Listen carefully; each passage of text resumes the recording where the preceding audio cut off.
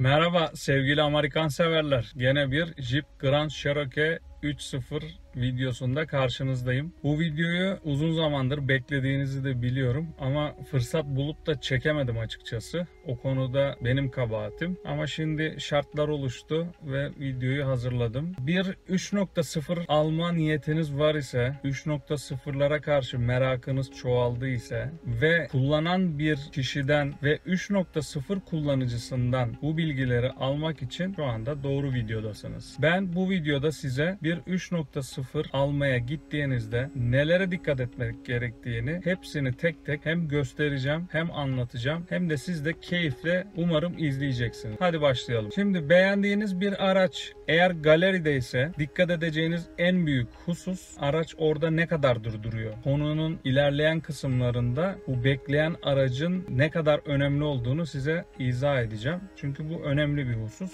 Örneğin bir galeride 2 ay boyunca hiç dışarı çıkmamış, vitrinde korunmuş bir araç ise burada dikkat etmeniz daha çok gereken bir husus var. Ancak bir kullanıcıdan beğendiyseniz, bir kullanıcının halihazırda sürekli kullandığı bir aracı beğendiyseniz burada işiniz biraz daha kolay açıkçası. O yüzden bu iki fark önümüzdeki dakikalarda zaten size önünüze getireceğim o konuyu. Şimdi birinci husus, ilk önce aracın yanına geldiğinizde işte fiyat konusunda, ne bileyim renk konusunda vesaire konularda her şey anlaşılıp bittikten sonra aracı doğal olarak baktırmak isteyeceksiniz. Bir ekspertize götüreceksiniz ya da anlıyorsanız zaten kendiniz bakacaksınız. Ben mesela bu işin gerçekten anlayan tarafındayım. Öyle olduğuma inanıyorum en azından. Çünkü bir önceki aracım olan 2.7'den ben gerçekten çok fazla tecrübe ettim. Daha önceki videolarımda da zaten izlersiniz, görürsünüz. Şimdi gelelim asıl meseleye.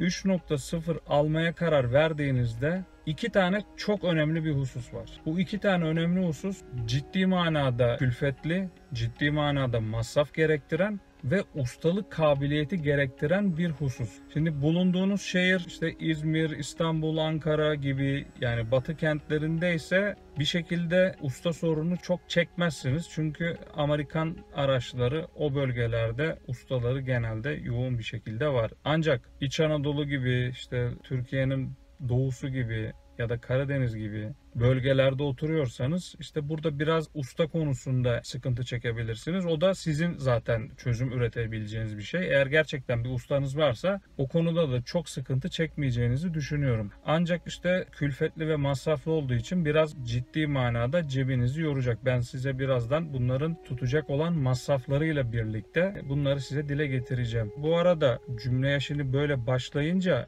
açıkçası korkmanıza gerek yok. 3.0 ciddi manada kaliteli, güzel bir motora ve şanzımana sahip. Mercedes'in halen daha üretimde olduğu, kullanımda olduğu 3.0 motor bu araç için mükemmel konumlanmış motorun üzerine. Mesela 2.7'deki gibi değil. Yani 5. silindiri göğüslüğün altında aramıyorsun. Yani o konuda parçaların oturduğu konum açısından 3.0 ciddi manada bir mühendislik harikası bence. Yani kasaya cuk diye oturmuş. Ancak söyleyeceğim şeyler motor ve şanzımanla ilgili masraflar olduğu için bunlar da kronik bir sorun. Mercedes'in sorunu zaten. Jeep'in sorunu değil aslında. Şimdi şanzıman ve motor problemi olduğu için burada yıpranmadan kaynaklı. Şimdi bu arabayı sıfır aldıysanız 200 bin kilometreye kadar hiçbir problem yaşamayacağınız kesin. Yani o konuda sıkıntı yok. Sorun 200 binden sonraki kilometrelerde sizin karşınıza sürpriz olarak çıkacak. Bu da kullanıma bağlı değişecek zaten.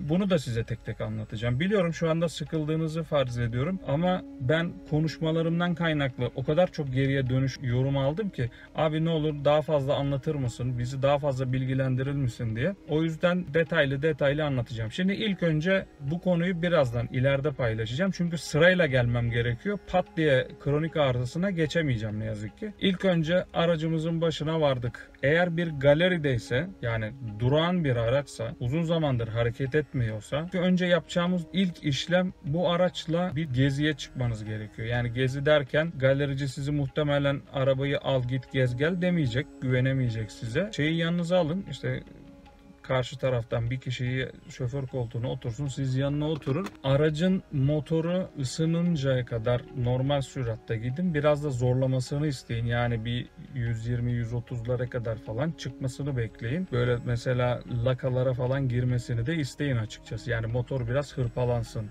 biraz sallansın. Çünkü birazdan anlayacaksınız ne demek istediğimi. Halihazırda kullanan birisi ise, yani bir kullanıcının elindeyse çok böyle bir şey yapmanıza gerek kalmayacak ama gene de bir test sürüşüne çıkıp bir motoru ısındırmanız gerekiyor arkadaşlar. Motor soğukken bu aracı anlayamazsınız. Ben motor ve şanzıman kısmından bahsediyorum yalnız. Yanlış anlaşılmasın. Şimdi ilk önce sizin gözünüzden geçsin. Benim anlatacağım noktaları tek tek bakın. Bir kısmına zaten bakamayacaksınız. Çünkü arabanın alt kısmında olduğu için götürdüğünüz ekspere rica edeceksiniz. Diyeceksiniz ki ben şu noktaları bana gösterir misin diyeceksin. Eksperle birlikte kendin bakacaksın. Neye bakman gerektiğini de anlatacağım zaten. Şimdi ilk olarak test sürüşünü yaptınız. Arabada kulağınıza hoş gelmeyen bir ses duymadığınızı umut ediyorum. Çünkü bu arabanın motorundan garip sesler duyamazsın. Yani çok rafine çalışan bir motor. Benim arabam 380 bin lira dayandı. Şeytan kulağına kurşun, hiçbir problemi yok. Yani günü gününe bakımı yapılan bir araçta kesinlikle bir sorun yaşamaz. Ben bu aracı almadan önce de mesela bir tane 500 bine yakın bir araç vardı. 490 küsür binlerde. Onu da test sürüşüne ben kendim çıkmıştım. Ancak o aracın hani motoruyla ilgili bir problem yoktu ama şanzıman problemi olduğu için ben pazarlık dahi etmedim. Geri geldim. Neyse, konumuza dönelim. Aracı ısındırdık, gezdik, dolaştık. Hiçbir problem olmadı. Bir kenara çekelim. İlk önce motor kaputunu açalım. Motor kaputunu açtıktan sonra tabii yanınızda tornavida olması lazım ne yazık ki. Ya da bunu eksperin yanında yap. Daha kolay olur. Eksperin yanında ekranda şu anda videosunu izlediğiniz turbonun hortumunu sökmeniz gerekiyor arkadaşlar. İlk başta bakacağınız şey turbo. Turbonun hortumu zaten çok basit çıkıyor. Yani 1 dakikalık bir işlem. Eksper buna hayır diyeceğini düşünmüyorum. Eğer tornavida bulabilirseniz kendiniz de yapabilirsiniz. Yani çok basit bir şey. Hava filtresiyle turbo arasındaki plastik boru. Onu çıkardığınızda şu anda elimle tutmuş olduğum turbonun pervanesini sallamanız gerekiyor arkadaşlar. Birinci işlem bu. Bunlar basit kısımları. Eğer bu turbonun mili elinizin içinde eğer oynuyorsa, yani hissediyorsanız oynadığını, işte o turbo rektifiye gerektiren bir işlem. Yani turboda çok yakın bir zamanda problem yaşayacaksınız. Muhtemelen mil yeterince yağlanmamıştır. Bunun da nedeni kullanıcı hatası tamamen. Çünkü bu araçların motoru büyük olduğu için, devri yüksek olduğu için park ettiğiniz yere geldiğinde yaklaşık 1 dakika beklemeniz gerekiyor arkadaşlar. Motoru istop etmemeniz gerekiyor. O turbonun devri o kadar yüksek devirlere çıkıyor ki şu anda ben size bilmiyorum 15.000 devirlere falan çıkıyor herhalde ya da 7.000 devirlerdeydi. Yani emin değilim, onu uzmanları bilir ama çok yüksek devirde çalışır. Siz motoru pat diye kapattığınızda o dönmeye devam eder ama motor yağ basmadığı için siz turbonun milini yağsız döndürürsünüz. İşte en büyük problem burada başlıyor zaten. Kullanıcı hatasından dolayı, ki o turbo kolay da sökülen bir parça değil. Turbonun sökümüyle ilgili size ayrıca bir video da atacağım. İleride bu konuyu da bağlayacağım şimdi başka bir yere. Turboyu ellediğinizde mil sallanmıyorsa sıkıntı yok. Yani o oynaklığı böyle milimetriktir o. Zaten böyle yani böyle yarım santim gibi falan oynuyorsa zaten o turbonun maliyeti çok yüksek.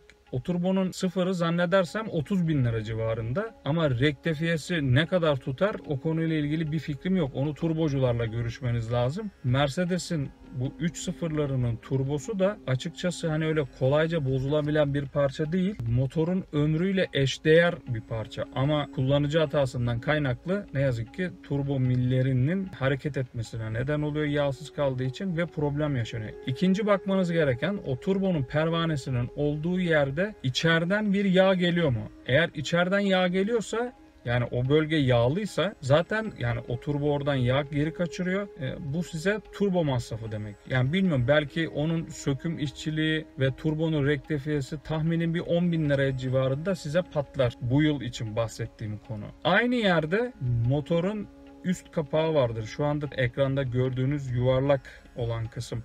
o motorun yağla buharını birbirinden ayıran parça. Şu anda da aklıma gelmiyor. Yağ tutucu deniyor galiba. Oradan turbonun girişine bir hortum bağlanıyor. Şu anda ekranda izlediğiniz o küçük hortum, elimde tuttuğum. O hortumun içinden de eğer bir yağ geliyorsa, oraya da böyle parmağınızı sokup bakın. O yağ tutucu görevini bitirmiş demektir ki bu basit bir konu. Yani normal bir konu. Yani 200.000 ve üzerindeki araçlarda artık onun değişmesi gerekiyor ve o çok pahalı bir şey değildir. Tahminimce 700 lira olabilir, 1000 lira civarında olabilir. Hani o basit bir işlemle, 10 dakikalık bir işlemle sökülebilecek bir parça. Şimdi turbo ile ilgili bakmanız gereken bu. Turbonun milinin arkasından yağ geliyor mu? Eğer geliyorsa turbo masrafınız var. Kesinlikle bunun alternatifi yok. Hani bir ay sonra, 2 ay sonra turbo arızasına geçer. Zaten gaz yememeye başlar ya da içindeki klepeler kırılmaya başlar ve bambaşka daha kötü sonuçlar doğurabilir. Birinci bakmanız gereken bu. Eğer turbo mili oynaksa bu aracın turbo masrafı var diyeceksiniz ve ona göre masrafını sorun, danışın, ona göre kendi aranızda halledin. O sizin probleminiz. Benden size uyarı. İkinci bir konu da motor kapağı önünüzde açıkken bunu kendiniz de bakın. Aynı zamanda ekspere de gösterttirin. Yani siz gözünüzle görün. Yağ kapağını açın. Yağ kapağının tersine elinizi değirebilirsiniz. Bir peçete yardımıyla o yağı sıvaştırın. Bakın o yağın rengi siyah yanık renkte olacak arkadaşlar. Çünkü motorun içine koyduğunuz yağ otomatikman yanmaya başladığı için rengi siyahlaşacak. Eğer burada siyah renk haricinde böyle bronzlaşmış gibi, topraklaşmış gibi ya da çamursu böyle içinde bildiğiniz tortu varsa, yağ kapağına yapışmış böyle kumsu bir madde ya da nasıl tarif edebilirim, böyle deterjan kurusu gibi, yani kapağa sadece sıvı yağ püskürmesi gerekiyor.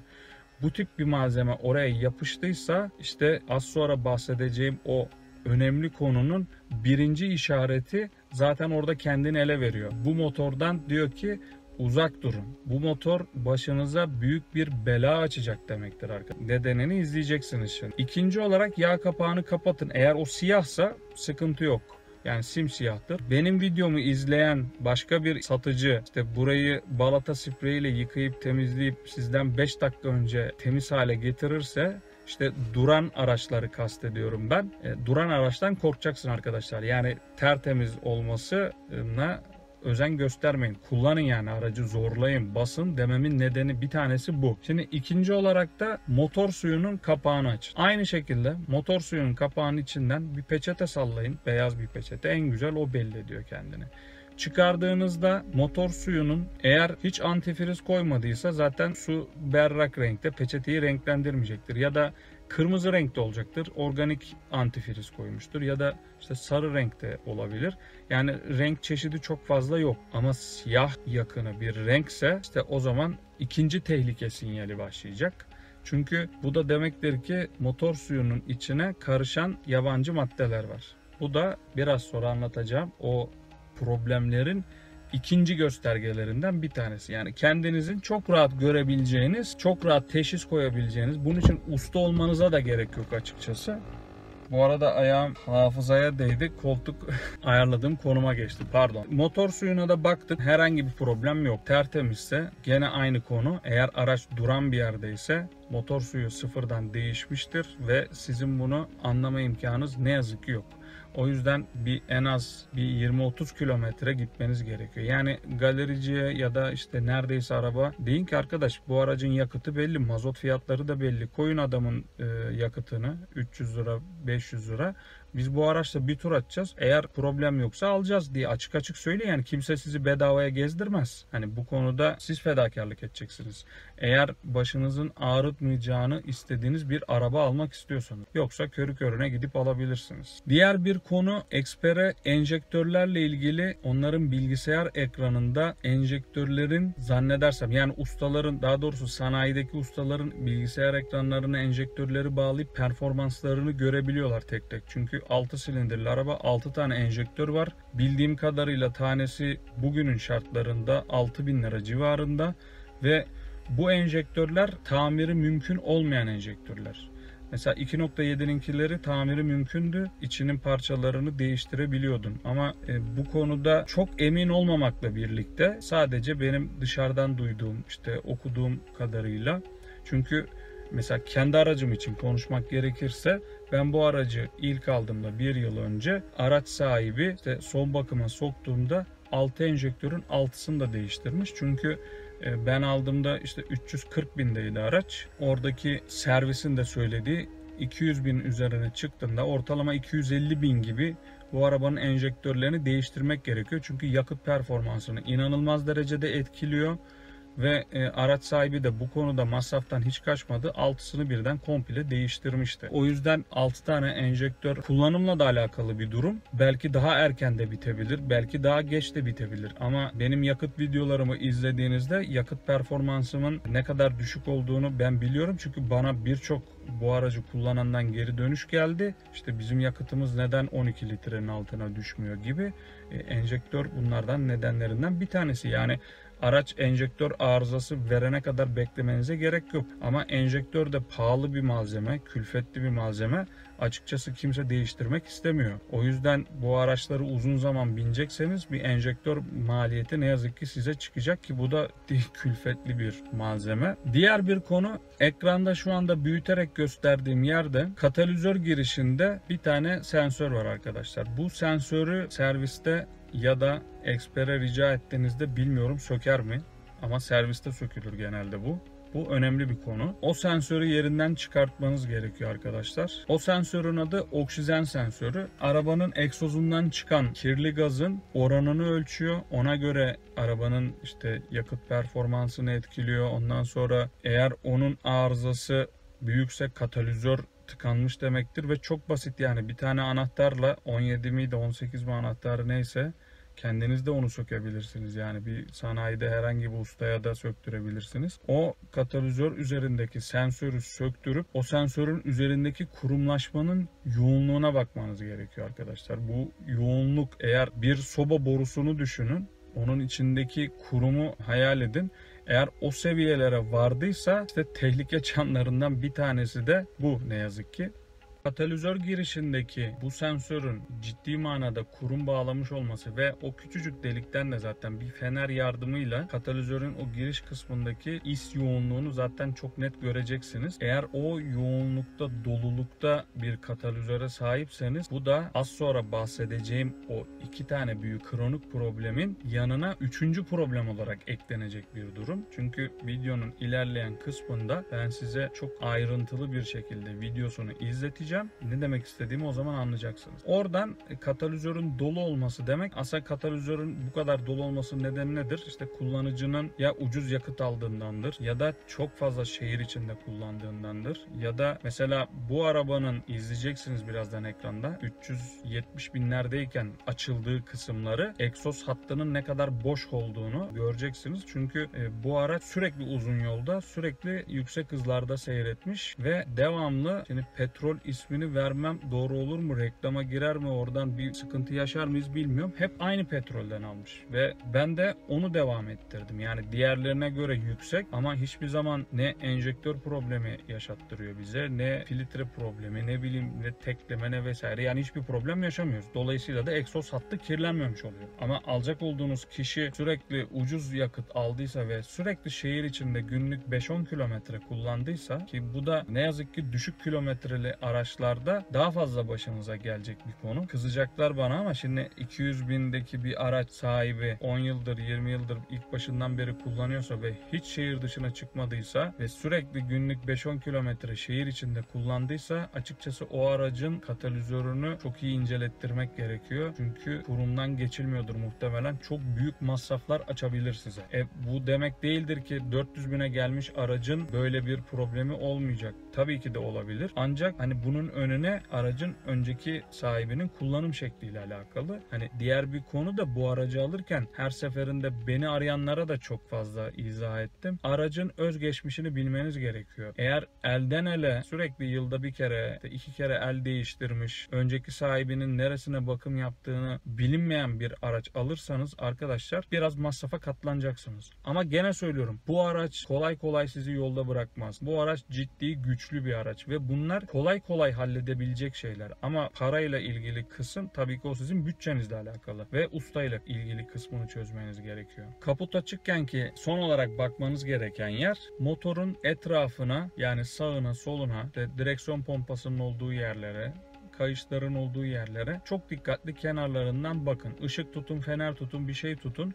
Bu araba kolay kolay hiçbir şekilde yağ kaçırmaz. 6 silindirli çift taraflı silindirler ikiye ayrılmış. Ortada V şeklinde. Yani oradaki külbütör kapakları, işte silindir kapak contalarından falan eğer yağ kaçırıyorsa işte o contaların değişmesi gerekiyor. O da hani motorun üst kısmı komple sökülüp yeniden takılması gibi işçilik maliyeti sadece, yani oradaki contaların tanesi 200-300 lira belki ama işte sök tak vesaire maliyetleri ustanın belki 2 gününü alacağı için size 2-3 bin liraya patlayabilir. Motordaki yağ kaçağına çok olmadığı sürece, yani böyle terleme gibi ise hani sizi epey bir idare ettirebilir. Ama dikkat edeceğiniz konu onların hiç yağ kaçırmaması. Gene kendi aracımdan örnek vereyim. 380 binlerdeki olan aracımda hiçbir yerinde hiçbir şekilde yağ kaçağı yok. 150 binde ya da 500 bindeki araçta da olmaması gerekiyor. Yani kolay kolay yağ kaçağı olmaz. Evet arkadaşlar, motor kaputuyla ilgili kısımları bitti. Uzun olduğunun farkındayım. Umarım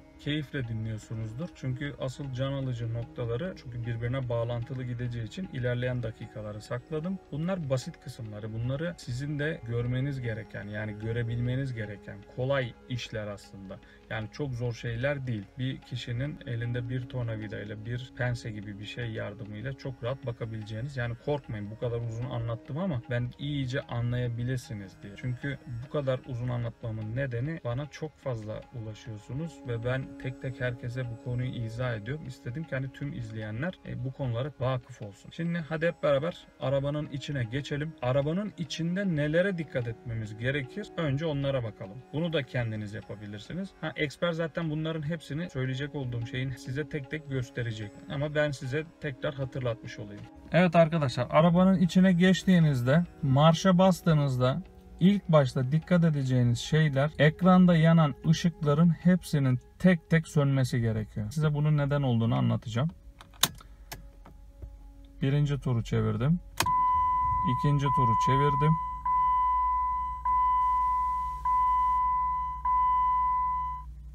Alarm öttükten sonra arabayı çalıştırdık. Ve arkadaşlar gördüğünüz gibi araç tek marşta çalışması gerekiyor. Hiç uzatmıyor ve ekrandaki ışıkların da tek tek söndüğünü gördünüz. Bu arada aracın şehir içi yakıt performansı ile ilgili videoyu da bir türlü oluşturamamıştım. Mesela şu anda görebilirsiniz. Bu son aldığım yakıt 766, yani bir depoyu doldurmuştum. Onun fişini birazdan ekrana eklerim. 766 kilometre yapmışım şehir içinde ve çok az bir yakıt kalmış. Ne kadarlık yol yapabiliriz? Bu arada aracın yakıt ortalaması 9 litre. 9 litreyi de almasının nedeni, bu arada 134 kilometrelik daha yol kalmış.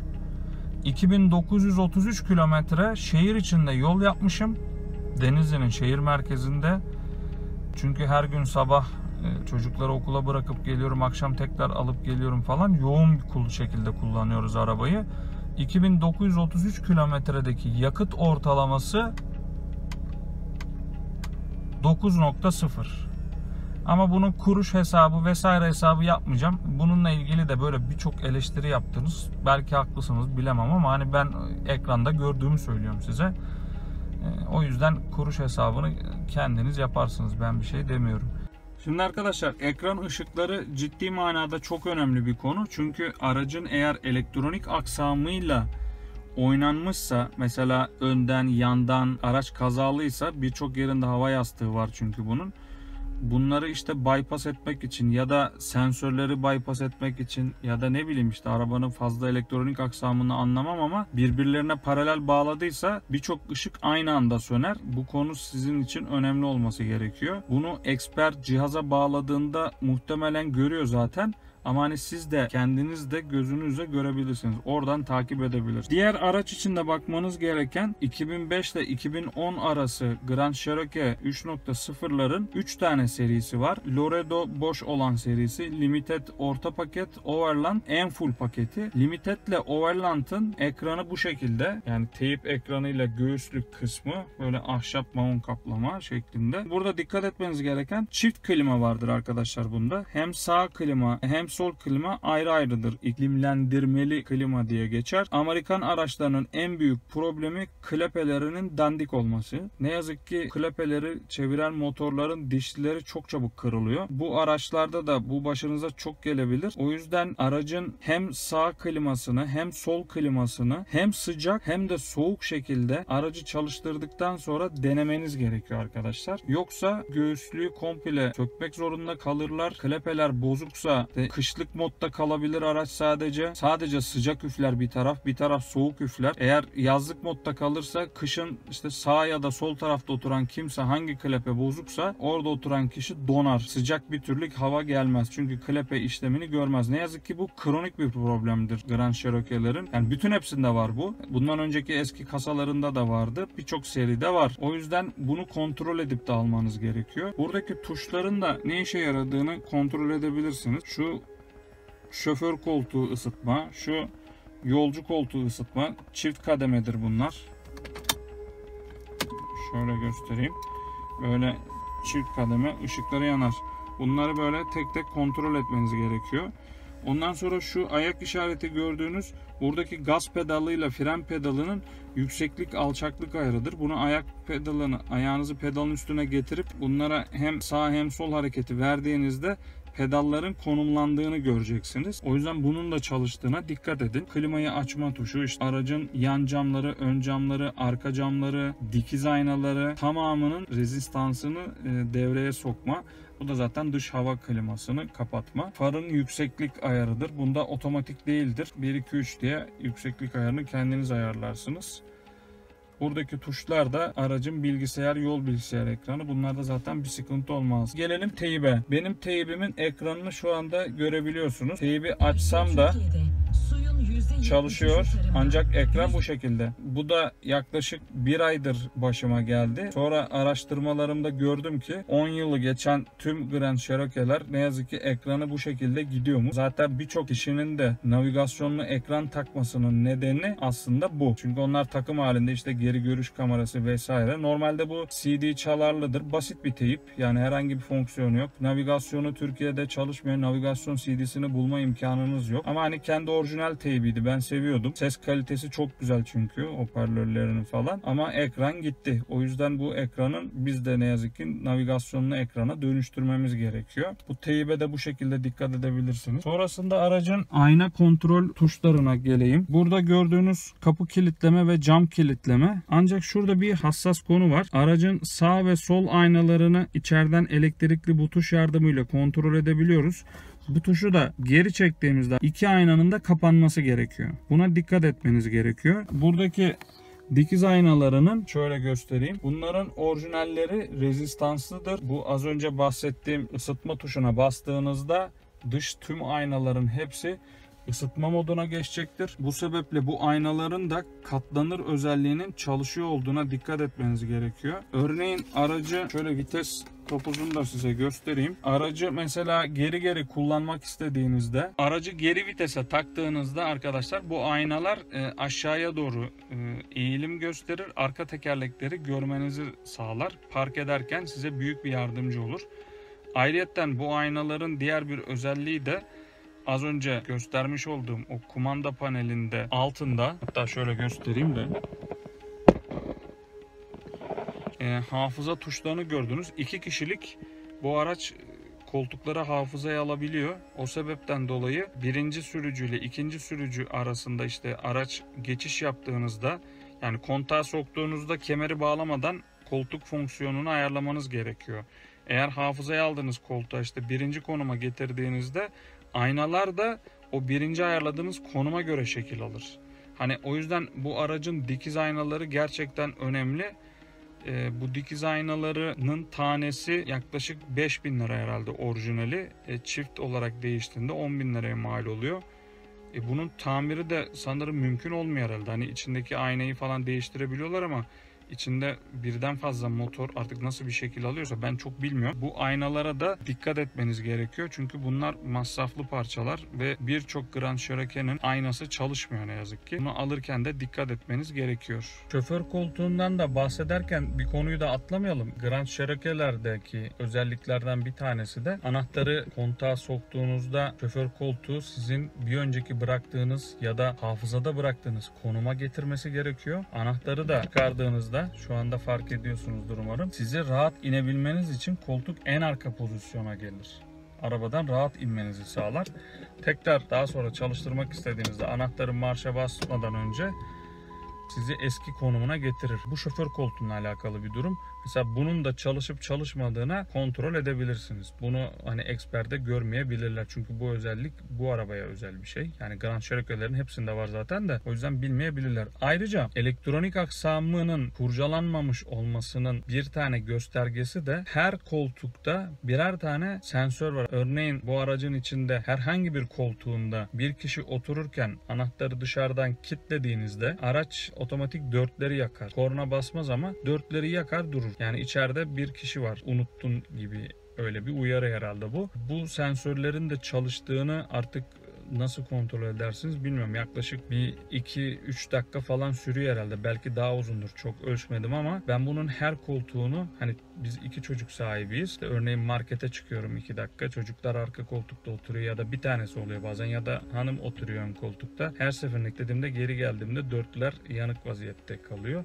Bu da elektronik aksamının kurcalanmamış olduğunu göstergelerinden bir tanesidir. Hani bu konuya da özen gösterebilirsiniz. Diğer bir konu, aracı sürüş esnasında şanzıman kontrolü, şaft kontrolü, vites geçişleri, motor kontrolünü nasıl yap? Daha hala çok özel o 2 konuya henüz geçmeyeceğim. Çünkü önce basit konuları bitirmek istiyorum ki. Çünkü o bahsedeceğim şey sizi bu araçtan soğutabilir. O yüzden önce basit olan konuları bitirelim. Aracı çalıştırdınız, hareket etmeye başladınız. Bu aracın şanzımanı akıllı bir şanzıman. Yani diğer birçok araçtaki gibi işte çift vites ya da ne bileyim S harfi olur da işte seriye takarsın arabayı hızlı vites attırır gibi değil. Bu araçta bir tane D var, bir tane R var. Dolayısıyla senin gaza basma basıncına göre bu araç vitesinin değiştirme aralığını otomatik ayarlıyor. O yüzden çok özel bir şanzıman ama çok hassas bir şanzıman. Ne demek istiyorum? Şimdi arabayı dip gazla kalktığınızı hayal edin. Arabayı gidebildiği kadar, bu araba bir anda 100'e çıkar, 150'ye çıkar, 200'e kadar da çıkar. Allah ne verdiyse gider. Hiç ayağınızı gazdan çekmediğiniz zaman dolayısıyla vites attırma hızı işte 4000 devirlerde muhtemelen 5000'e yaklaşıyordur. Birazdan size onu yol eğer müsait olursa denemek istiyorum ama şimdi tek başıma olduğum için kamerayı da tutmak zor oluyor. O yüzden ben pratiğini anlatayım. Siz bunu deneyebilirsiniz. Hızlı bir kalkışta aracı hiç gaz kesmeden boş bir yolda denemeniz gerekiyor ve bunu muhakkak yapmanız gerekiyor. Yani bu eksperde falan çıkmaz. Ayrıca bu araca işte Dynotex de yapmazlar. Testi de yapmazlar. Çünkü birçok eksperde 4x4'ün testini yapmaya uygun değil.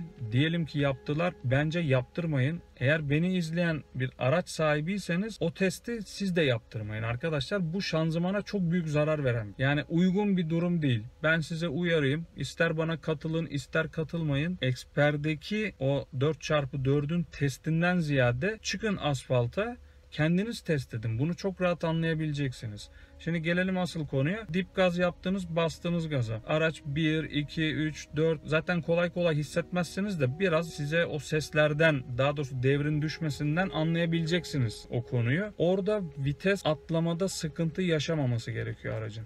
Hiçbir şekilde. 5 vites bu araç. 5 vitesin 5'ini de sorunsuz atlaması gerekiyor. Eğer herhangi bir vites aralığında bir silkeleme, bir alttan takırtı, vuruntu vesaire bir şey yapıyorsa şanzıman size çok büyük bir masraf açacak demek. Aynı testi hızlandığınız, diyelim ki 120'ye kadar yol müsaitti. 120-130'a kadar çıktınız. Bu gayet yeterli. Bir anda çıkmanız gerekiyor benim bahsettiğim konu. Aynı oranda da aracı freni hızlı bir şekilde, yani arabayı kilitleyecek şekilde değil de sanki ileride bir durman gereken bir yer var, hesap et onu. Oraya göre aracı frenlerine bas ve aracı hızlı bir şekilde durdur. Ama böyle hani sarsılacak gibi değil. Arabanın kademeli vites düşürmesini sağla. İşte 5, 4, 3, 2, 1 gibi. İşte orada dikkat edeceğin konu, araç 2'den 1'e düşerken 30'da giderken zank diye durmayın. Yani araba 40, 50, 30, 20, 10, umarım anlamışsınızdır demek istediğimi. O aralıkta ikinci vitesten birinci vitese düşerken eğer araç vuruntu yapıyorsa, özellikle de bunu en çok nerede hissedersin? Düz yolda değil de hafif meyil aşağı iniş, yani arabanın ağırlığının şanzımana bineceği, o yükü taşıyacağı bir meyilli yolda bu frenlemeyi yaparsan, gaza basarken yokuş yukarı yapabilirsiniz. Daha güzel belli eder size. Hafif böyle tatlı bir yokuş. Ama fren yaparken aynı çıktığınız yokuşu geri inerken yaparsanız, işte ikinci vitesten birinci vitese geçerken eğer alttan küt pat, yani anormal bir ses zaten gaz pedalından ya da frenden bir şekilde hissedersin. Oturduğun koltuktan hissedersin. Her yerinden hissedersin. Yanda da otursan hissedersin. Şoförde de otursan hissedersin. Bir vuruntu var ise bu aracın şanzımanıyla ilgili sıkıntı yaşayacaksın ki bu şanzıman eğer sökülüp de dağıtılıp yeniden toplanması demek, yani rektifiye edilmesi demek. Bugünün şartlarında yakın bir arkadaşım yaptırdı arkadaşlar. 36 bin liraya mal oldu. Yani bu hassas bir konu. Ama bu 4x4 testlerinde çıkacak bir konu değil. Bu özel bir konu. Bunu kullanan ancak bilir. Çünkü bu aracı alırken tahminimce 20'ye yakın aracı ben test ettim. Birçok ile gittim. Boşu boşuna masraflar ettim ne yazık ki. Bu testlerin söylediğim her şeyi ben kendim yaptım. Ben ekspere sokmadım. Yani benim için kaporta durumu çok çok önemli bir şey değil. Tabii ki bir kaput değişimi, kaput boyanması benim için önemli. Ama işte kapı boyanmış, arka çamurluk boyanmış, bagaj boyanmış. Bunlar çok önemli konular değil arkadaşlar. Yani benim için değil. Ama benim aldığım araç tamamen orijinaldi. O yüzden özellikle ilana çıktı. Ben 2 saat sonra dedim ki araç benim. Gittim zaten test ettim. Her şeyle problemsizdi. Aldım geldim. Neyse konumuza dönelim. Şimdi hız testini bu şekilde yaptığınız şanzımanı. Tam tersi olarak da bir de aynı yolda geri döneceksiniz. Aynı o hafif meyilli yokuşu yavaş devirle çıkacaksınız arkadaşlar. Yani 100'e kadar gaza az basarak vites geçişli aralığını göreceksiniz zaten ne kadar uzadığını. Yavaş yavaş çıkacaksın. Orada çıkarken aynı şekilde gene 2'den 3'e, 3'ten 4'e, belki 1'den 2'ye geçerken alttan bir boşluk yapıp, yani sanki bir araba manuel vitesmiş gibi bir vites boşluğu yapıyorsa bu da bir şanzıman göster. Aynı yolu geri indiniz. Yavaş yavaş iniyorsunuz. Birdenbire durdurmayın. Yokuşta arabayı 3, gene ikinci vites, ikinci vitesten birinci vitese düşme, birden işte sıfıra inerken yokuş aşağı bu belli eder kendini. Bu arabanın çünkü 2,5 tona yakın ağırlığı olan bir aracın o hız kesme esnasında vereceği hata sizin şanzımanınızın hatasını örtbas edemez. Yani çok net fark edeceksiniz bunu. Şanzıman problemini bu şekilde çözebilirsiniz. Ancak şaft boşluğu var bir de. Şaft boşluğunu da şu şekilde alabilirsiniz. Genelde bu aracın ön şaftı işte 200-250 bin kilometre civarında ön şaft kafası, yani ön diferansiyele giren kısmı gevşiyor, bozuluyor. Yani bunun şaft kalınlığını da şöyle düşün, hani diğer emsalleri gibi bir çubuk şeklinde değil. Bir erkeğin bir bacağı kalınlığında, yani çok ağır bir şafta sahip. Zor kalkar yerinden. O yüzden de bozulması zaten kilometreden kaynaklı, gayet normal. Onun boşluğunu da atıyorum araç hareket halindesiniz gene. 20 ile 40 kilometre aralığında aracı gaz pedalına şöyle basın, ayağınızı çekin. Basın çekin. O basıp çekmelerde araç hızlanıp geri geliyorsa sıkıntı yok. Ama aşağıdan lak çat çut, yani o boşluğu zaten verecek size o. Yüksek hızda vermez. 20 ile 40 kilometre aralığında sadece verir. O da hassas bir konu ama kolay bir konu. Yani o şaftın açıkçası bilmiyorum başlığı değişiyor mu yoksa şaft komple mi değişiyor? Şaft fiyatı zannedersem 7.000 lira civarındaydı. Hani şaftı komple değiştiriyor olabilirler. Benden önceki sahip bu aracın şaftını 250 bin kilometre civarında değiştirmiş. Yani serviste öyle söylenmişti. Onun dışında ön şaft konusunu çözdük. Şanzıman konusunu çözdüğümüzü düşünüyorum. Diğer bir konu da araç gene yokuş aşağı giderken, yani meyilli bir yolda iniş aşağı doğru inerken 60 kilometre hız sınırına geldiğinizde ayağını gaz pedalından çekin, araba kendiliğinden gitsin. Eğer diferansiyelde bir boşluk varsa o size uğultu sesi olarak zaten çok çabuk duyacaksın. Anormal bir uğultu sesi geldi. 60'ta yapmıyorsa 90'da yapacak. Eğer varsa öyle bir problem tabii. 90'da aynısını deneyin. 90 kilometre meyilde gidin. Ayağınızı gazdan çekin. Gazdan çektiğinizde uğultu sesini duyabilirsiniz. Bir de 120 kilometre hızla deneyin. 120 kilometre hızda da bu uğultu sesini duyabilirsiniz. Eğer bu uğultu yoğun bir uğultuysa ve siz bunu almak üzere olduğunuz bir araçsa size diferansiyel maliyeti olarak çıkacaktır. Arkadaşlar kim bilir o diferansiyel yağı ne zaman değişti? Yani bunun kayıtları falan çok önemli. Bu aracın ön arka diferansiyel, bunun Mopar katkıları var. Bunlar kullanılmış mı? Hani dedim ya videonun başında bu aracı alırken özgeçmiş çok önemli. Bir Amerikan aracı alıyorsanız özgeçmişini bilmek zorundasınız. Bir binek otomobil gibi alayım 3-5 yerini yaptırayım bineyim değil arkadaşlar. Öyle bir masraf çıkartır ki size evin yolunu bulamazsınız. Eğer bütçeniz uygun değil. Anlatabildim mi? Bu konu önemli. Diferansiyel uğultu seslerini bu şekilde duyabilirsiniz.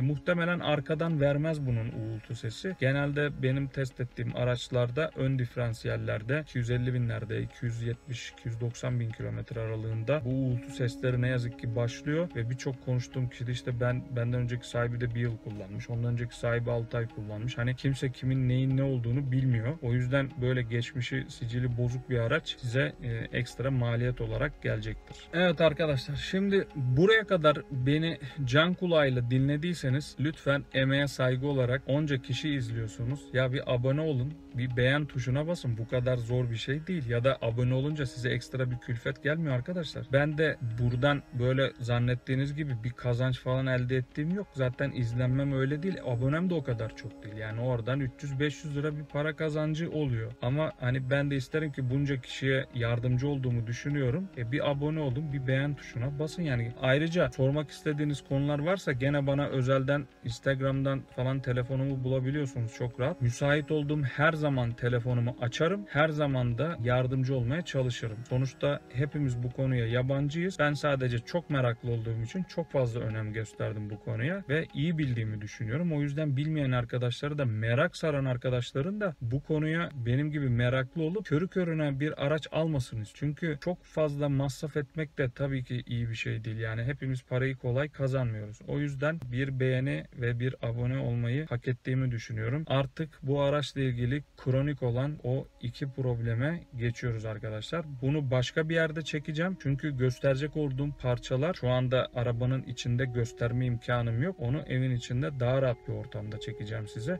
ve oradan izleteceğim ki bu araca size ne kadar büyük maliyet açabilir, hepsini az sonra izleyeceksiniz. Şimdi devam ediyor video. Yayına evden devam edeceğimi söylemiştim. Şimdi asıl Jeep Grand Cherokee'nin motoru ve şanzımanıyla alakalı sizin başınıza dert açabilecek en büyük iki sorundan bahsedeceğim. Öncelikle parçayı size göstereyim. Biraz bu işten anlayanlar zaten bunun ne olduğunu hemen tahmin edecektir. Arkadaşlar bu 3.0'ın yağ soğutucusu. Çalışma prensibinden biraz size bahsedeyim. Bir gözünden motor yağı girer, diğer gözünden çıkar. Bir gözünden motorun suyu girer, diğer gözünden motorun suyu çıkar. Bu aracı motorunu videoda gösterdim. Şöyle V şeklinde düşünün. Şu anda da ekrana verdim zaten çünkü bu arızayı ben yaşadığım için bunu da tek tek videoya çektim. Baştan sonuna kadar çektim. Bir yağ soğutucusu nasıl değiştirilir? Çünkü bunu tabii ki batıdaki birçok servis bilirken ama doğuda olan arkadaşlarım ya da kırsal bölgelerde yaşayan arkadaşlarım arabalarını belki buraya kadar getirme imkanı olmayabilir ama becerikli bir usta en azından sökülebilecek parçaları görüp kendine oradan bir yol haritası çizebilsin diye ben bunu da videoladım. Onun da montajı umarım yakın bir zamanda biter. Onu da yüklerim. Nasıl yapıldığını oradan da izleyebilirsiniz.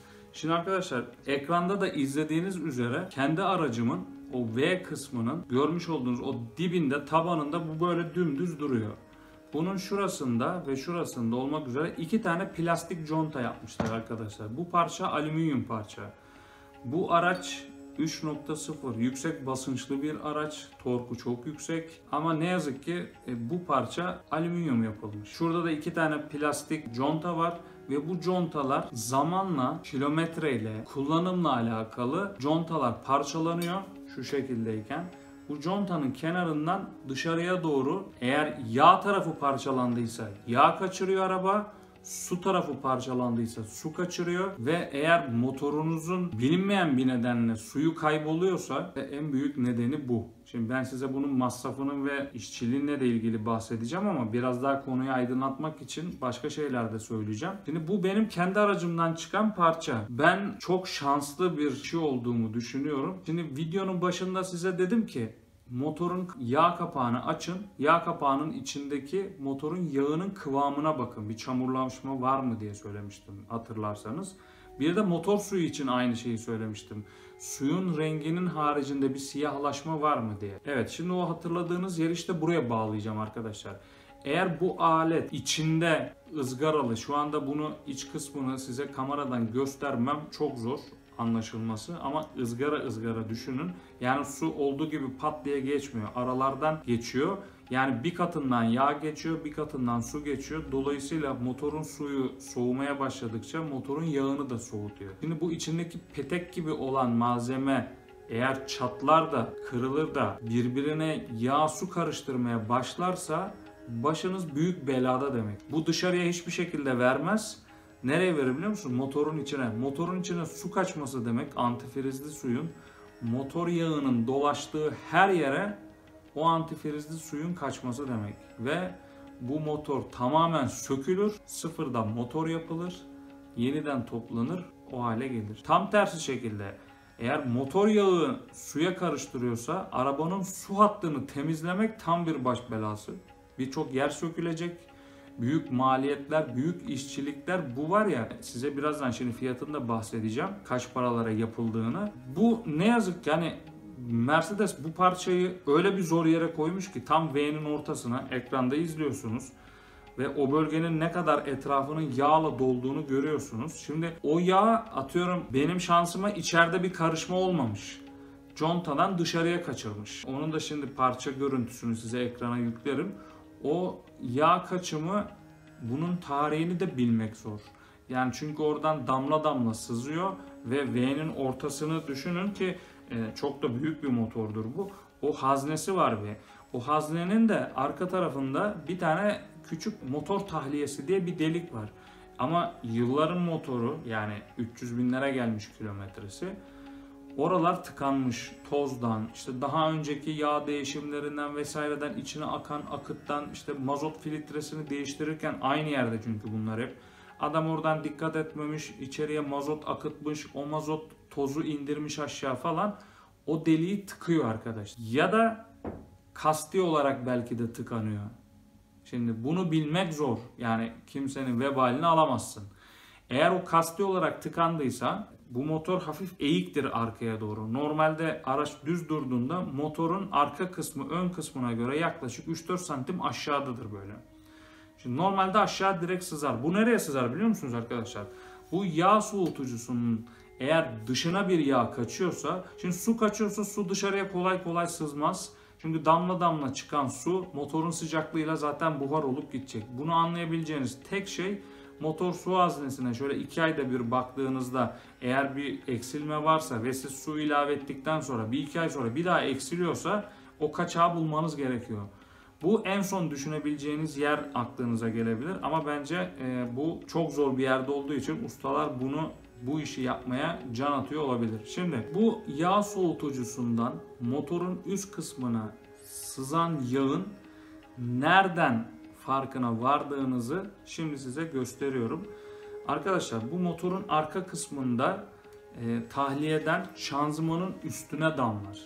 Şanzımanın üstünden, şanzımanın ya sağ tarafından ya da sol tarafından işte aşağıya doğru sızar. Ekranda izlediğiniz yere, orada şanzıman havalandırma tapasıdır o. Plastik bir tapadır o. İçeriye toz kaçmaması için. Onun kenarına kadar gelir. Eğer üstteki şanzıman tapasında tapa yoksa ve o yöne yöneldiyse ya, onun içinden o volant dişlisinin olduğu yere, hemen size volant dişlisini de göstereyim. Bu bir volant dişlisidir bu arabanın. Bu orijinalidir. Şimdi oraya da geleceğim konuyu. Şimdi o yağ dışarıdan yere akar.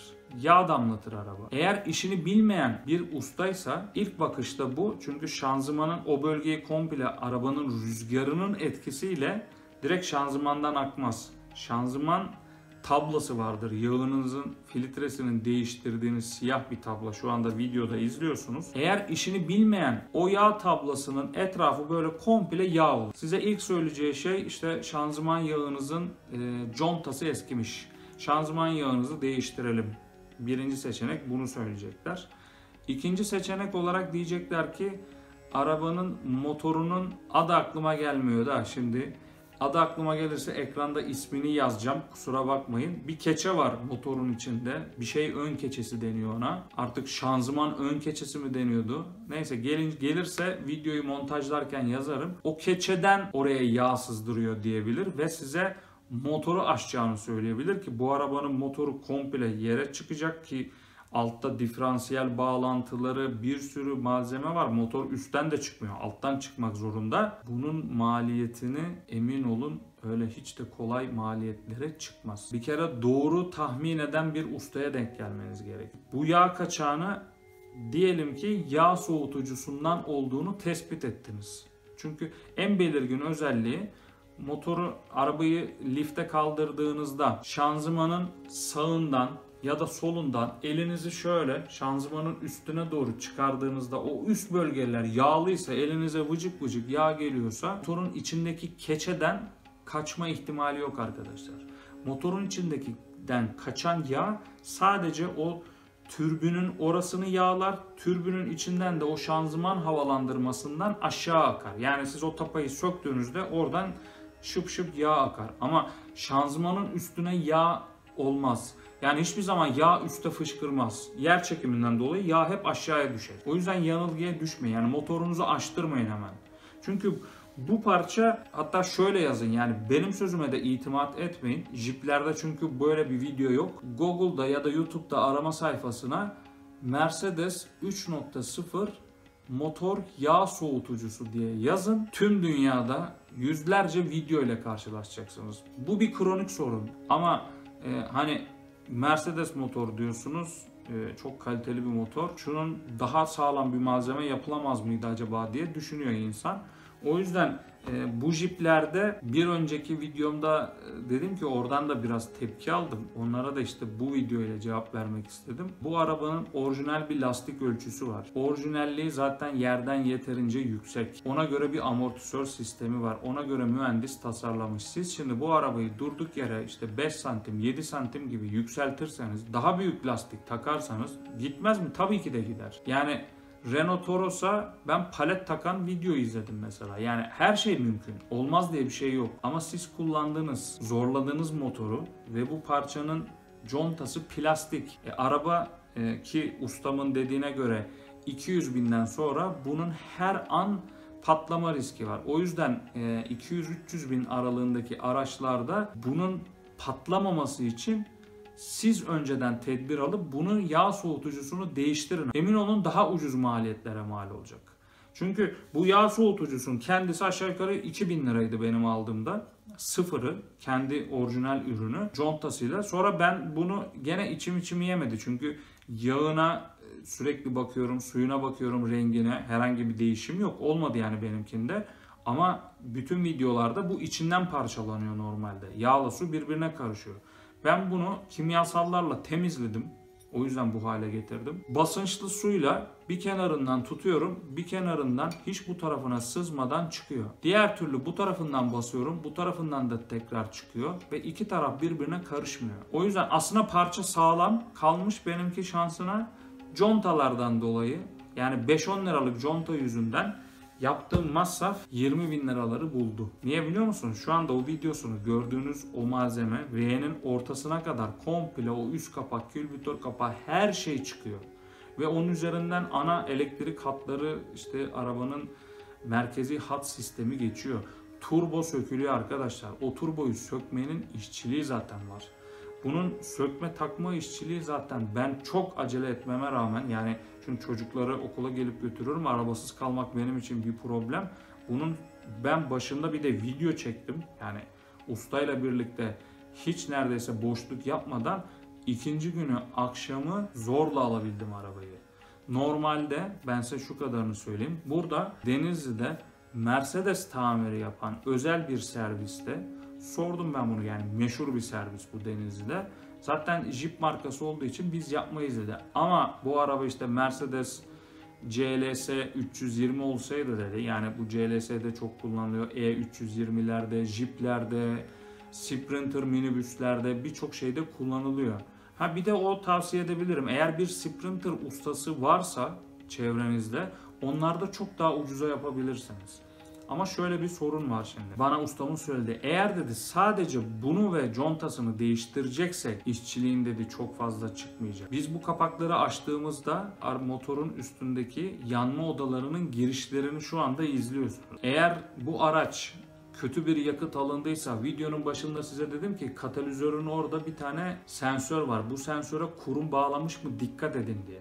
İşte şimdi bu konu orada önemli. Silindirlerden çıkan egzoz o katalizöre kadar olan hatta, işte EGR hattında, EGR valfinin olduğu hatta eğer kötü bir yakıt kullanıldıysa, bu araç tamamen şehir içinde kullanıldıysa, sürekli dur kalk dur kalk dur kalk yapıldıysa, işte ben o söktüğümde o egzoz hattı tamamen kurumla dolmuş olması gerekiyordu. Ustamın söylediği oydu, çünkü dedi ki arabanın kilometresi çok yüksek, muhtemelen orası da dolmuştur dedi.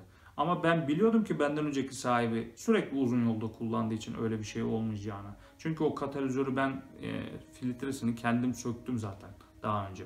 O söküldüğünde eğer o hat doluysa bu sefer motorun o silindir üst kapakları, silindirlerine kadar hepsi sökülmek zorunda. Çünkü oraya kadar sökülmüş bir işlem tekrar üstü kapatılıp yapılamaz.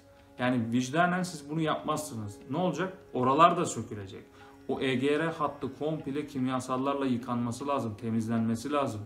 Çünkü arabanızın yakıtını arttıran şey rahat egzoz çıkışının olmayışı. İşte bu konu çok önemli, çok hassas bir konu. Neyse, o özel Mercedes servisinin bana söylediği, normalde bunların hepsini içine alarak, çünkü onların tahminince o egzoz hattı doluyor, işte silindir üst kapakları komple her şey sökülüyor.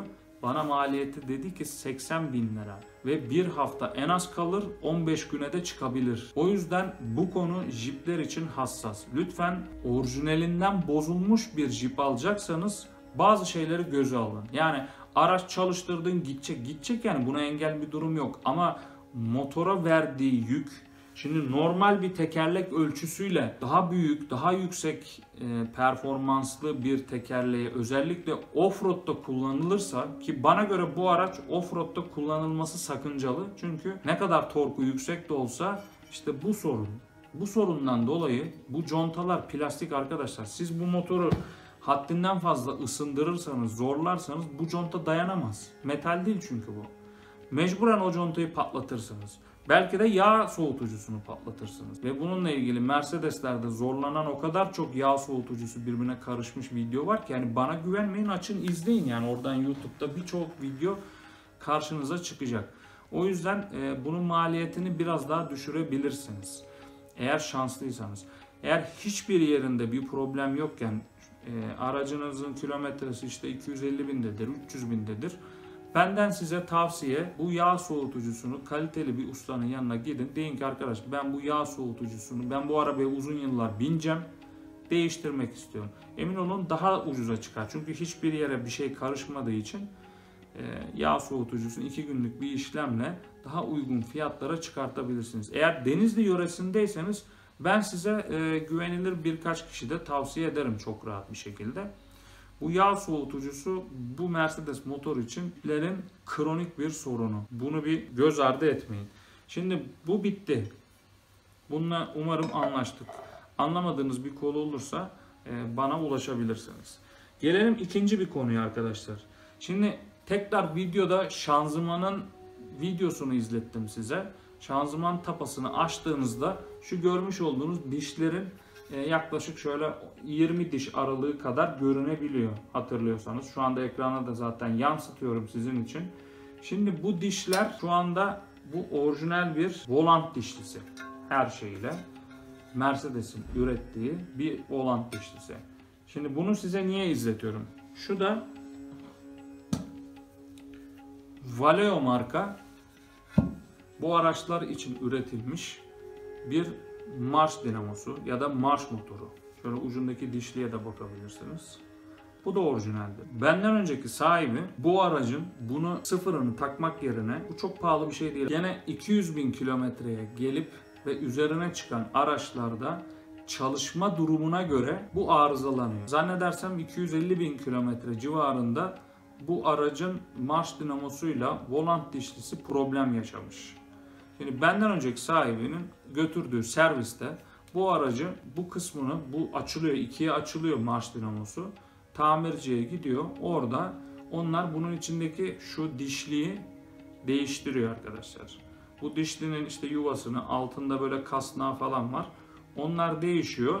Sonra işte şuradan elektrik hattına bağlıyorlar. Marş dinamosu dönüyor mu? Dönüyor. İşte bu buradaki en büyük hata. İkinci bir hata, ne yazık ki bunu benim görme şansım olmadı. O yüzden size izah etmek durumundayım. Siz benim düştüğüm yanılgıya düşmeyin. Şimdi bu dişliği şöyle dikkatli bakarsanız şuralarından punta kaynakları var. Şimdi marş dinamosuyla bu böyle yan yana durur arkadaşlar. Bu marş dinamosu içinden çıkar. Bu dişliğe vurarak girer. Onun ucu ovaldir çünkü, girer. Bunu çevirir. Bu çevirmeye başladığında motor çalışmaya başlar. O kendini geri çeker. Şimdi ben arabayı ilk aldığımda, işte yola çıktığımızda Karadeniz'e birkaç kere böyle marş motoru boşa döndü. Yani böyle vıj diye bir ses geliyor alttan. Tabii siz tedirgin oluyorsunuz. Otomatikman marşı kapatıyorsunuz. Sonra bir daha marşa bastığınızda bir daha yapmıyor o sesi. Aradan bir ay geçiyor. Vıj diyor bir daha.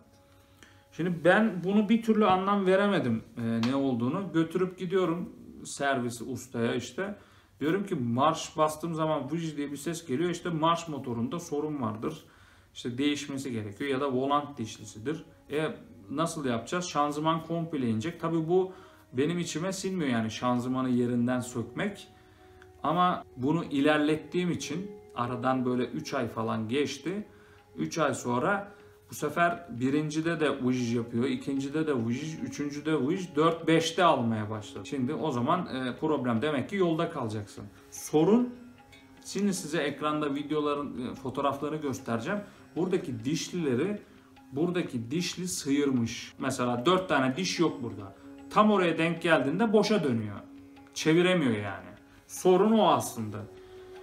Şimdi benden önceki sahibi servise götürdüğünde bu, şöyle tekrar göstereyim. Bu volant dişlisi arkadaşlar sıfırdan tekrar değişmesi gerekiyor. Ama servis bu puntalarını kesmiş. Bu dişliği, çünkü dişliği şöyle kalınlığını düşünün. 1 santim kalınlığında şu dişliler. Volant dişlisi buna vurduğunda bu dişlinin tam yarısına kadar yiyor. Diğer yarısı sağlam. Akıllılık yapmışlar. Bunu ters çevirmişler. Ters çevirdiği şeyi geri kaynatmışlar. Arkadaşlar böyle kaynaklı bir işleme ne yazık ki bulaşmayın sakın. Çünkü bu kaynaklar özenle ölçüleri var. Ona göre hesaplanarak kaynatılmış.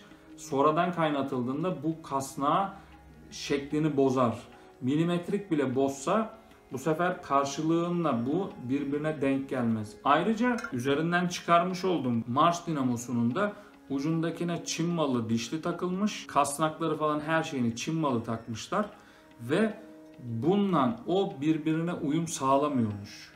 Yani ben size şunun için söylüyorum bunu. Arabayı lifte kaldırdığınız serviste ya da işte eksperde. Arabanın içine liftin üstündeyken bir kişi oturtun arkadaşlar. Çok basit bir yöntem söyleyeceğim size. O şanzıman tapasını açın. Adam orada marşa bassın, kapatsın hemen. Yani bu çarkı döndürsün. Yaklaşık bir 10 kere çarkı döndürttüğü zaman, yani 10 kere marşa basıp kapattığında liftteyken o çark oradan hep o 15-20 dişlik kısmı hareket ediyor ya. Siz oradan o dişlilerin sağlam mı değil mi olduğunu görebilirsiniz. Çok basit bir işlem. Eğer o dişliler orada yenmişse, ki 200.000'in üzerindeki araçlarda ne yazık ki bu bir olması gereken problem. Yani hata değil bu. Düşünün yani 200.000 kilometre boyunca adam özellikle şehir içinde kullandıysa günde 5 sefer 10 sefer marşa bastığını düşünün. Kaç bin defa marş görmüş oluyor. Bu da metal, yani aşınacak normal bir şey. Ama buradaki sorun maliyet sorunu. Şimdi bu volant dişlisi size o izlettiğim görüntü, bunun değişimi o kadar zor ki o şanzıman yavru şanzımanla birlikte, şaftlarla birlikte arabadan komple iniyor. Yani bunu 10 kişi tutup da indirebiliyor. Arkadaşlar bu 300 kilo civarında bir ağırlık. Motorla şanzımanın tam birleştiği yere koymuşlar bunu. Volant dişlisini. Şimdi bu şanzıman aşağı inmesi ve o volant dişlisinin yenisini almanız, ki bunun sıfırı zannedersem 7500 lira civarındaydı ben aldığımda. Belki şimdi 10.000 lira olmuştur. Buna bir işçilik yazacaklar en az 4-5 bin lirada. Size 15.000 lira maliyet. Şimdi volant dişlisini sıfırdan taktınız ama elektrikçiniz ya da ustanız diyecek ki marş dinamonuz sağlam, yani marşa basınca dönüyor. Yanlış arkadaş. Değiştirin. Değiştirmezseniz bu marş dinamosunu, eski dinamoyu takarsanız bu volant dişlisini 3 aya kalmaz yeniden sıyırır. Çünkü dişli farkı olacak arada. Milimetrik, ya bu kumpasla ölçülmesi gereken bir şey. Yani bunun çalışıp çalışmaması önemli değil. İki dişlinin birbirine girdiği kumpastaki o aralık milimetrik tutuyor mu tutmuyor mu önemli. Böyle bir riske girmeyin. O kadar çok büyük şanzıman indiriyorsanız aşağıya lütfen bu marş dinamosu çok pahalı değil. Zannedersem bu da 5-6 bin lira civarında.